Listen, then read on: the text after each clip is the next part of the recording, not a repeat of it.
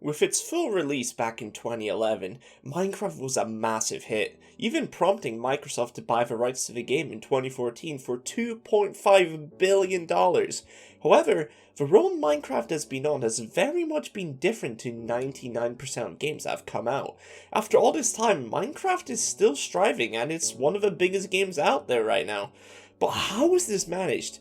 It's not the only sandbox game out there, and it isn't exactly shy of there being hundreds of copycats as well. So, is there something that Minecraft has that can remain such a status for this long? Well, I believe so. I don't think it's down to luck either. I think there are multiple key reasons, and within this video I'll explain 3 major points as to why Minecraft has managed to stand the test of time. One of the most interesting things to me about Minecraft is the brilliance behind the simplicity of its gameplay. Like the name of the game suggests, you mine and you craft. Those two actions are the two pillars of this game, as every action you do revolves around them. From the moment you spawn into a world, you are met with nothing but a fist and an endless open world. No quest markers, no immediate stories or hand-holding.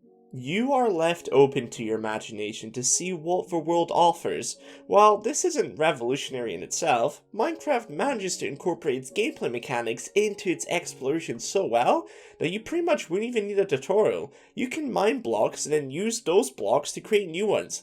And that's really the gist. Of course, there is plenty to do within Minecraft that goes beyond that, with more complicated recipes and mechanics, but when you boil it down to simply mining and placing blocks, you start to realize that the game can be enjoyed by a massive range of people. From young, adults, even older people, this game has something to offer for just about everyone. There are 3 modes to pick from. If building is your thing, then you can go in creative mode and have fun with unlimited blocks to build whatever you want without limitations.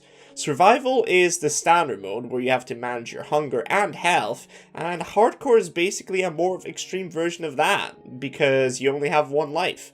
This allows the game to have a ton of versatility, so whoever plays it can make it as hard or as easy as they want it. Not only that, it allows you to try out different playstyles to get different experiences within the game.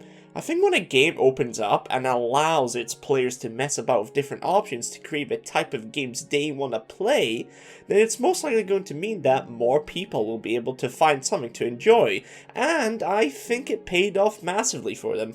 Minecraft is one of the only games I can think of where the sky is truly the limit. There are virtually no boundaries. With the vast amount of content in the game, the player can realistically almost build anything within their imagination. This concept alone is very enticing for a lot of people, as Minecraft can be used as a way to create art. Whether it's your first house that you made to not get killed by the mobs at night, to massive structures like building the earth or massive cities full of buildings. Some people have even went as far as making computers within Minecraft using redstone. This stuff can take hours upon hours, and it's truly amazing what can be created within the game. But the best thing is, even if you are like me and you cannot create anything better looking out of your imagination than a simple house, then it's not actually the end of the world, as there are plenty guides and tutorial online if you want to have something nicer than just some shack in the middle of the woods. The skill gap here can be quite big depending on how good you want to become at the game and how far you want to go. So even if you're not good at building, there are plenty of other skills that you could develop. See, the thing about Minecraft is that it isn't just a sandbox game, it is also a survival game. I remember me and my buddies from school would load up a new world without any set goal in mind. We would basically go in and within just an hour we'd get houses set up, get some early armor, basically all the early game stuff you would expect, but it never really did go the same way each time. You kind of start and the fun kind of writes itself as you play through, whether you are with friends or without. And that's kind of what this game is about. Through the world generation, you can always be walking through some new place that can eventually become unique through your adventure. Sure, yeah, there is a way to finish Minecraft by beating the Ender Dragon. You can technically finish the game. But in my mind, Minecraft has always been more about the journey rather than the destination. I look back fondly on the memories I made by building stuff, or even something as trivial as finding your first piece of diamond in the world. These things all add up to make a game that isn't just trying to be some game you play through once and leave to play other stuff.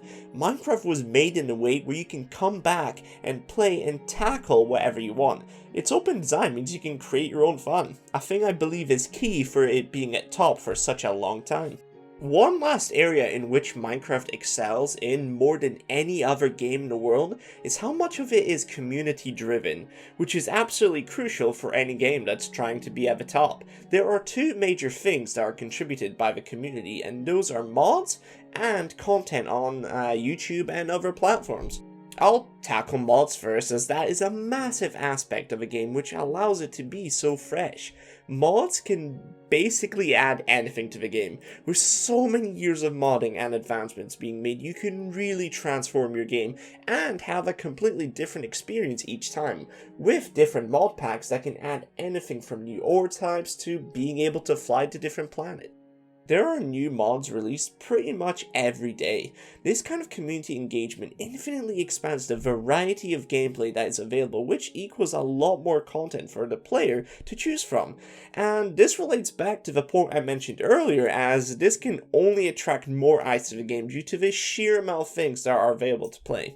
I personally don't find playing standard survival that interesting anymore. However, with mods, I can still have fun even after all these years, because it has the effect of playing a completely new game with new things to find, depending on the mod of course. I believe this has contributed massively to Minecraft and its ability to stay so popular.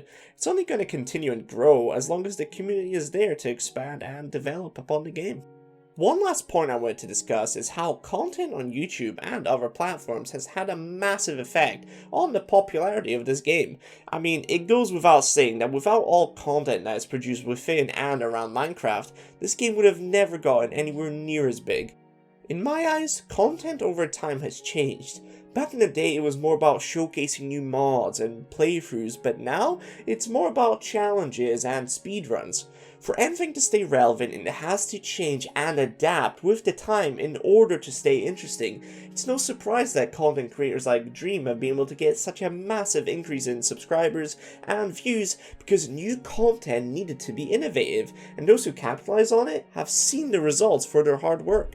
The demand for content for the game has a massive effect on the player base as well. If you look at statistics like views on YouTube for example, even without much research you can find that some of these videos hit millions upon millions of views.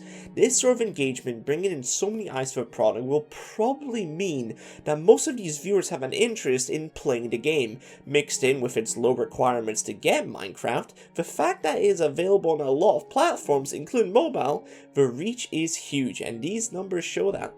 All of these things have been a massive benefit to the game. No wonder Microsoft splashed out to acquire it. Whether it was simply down to luck or intentional design, it doesn't matter, because the game has managed something amazing in its time, and it's only continuing to build on what the game is.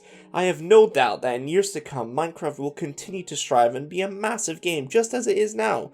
But I guess it will be interesting to see the state of the game in 10 years or something. But until then, we are in a good spot right now, so we may as well enjoy it. If you did manage to reach to the end, then thank you. If you enjoyed this video, then please consider liking and subscribing, as it really helps out. Until next time, see you guys in the next video. Bye.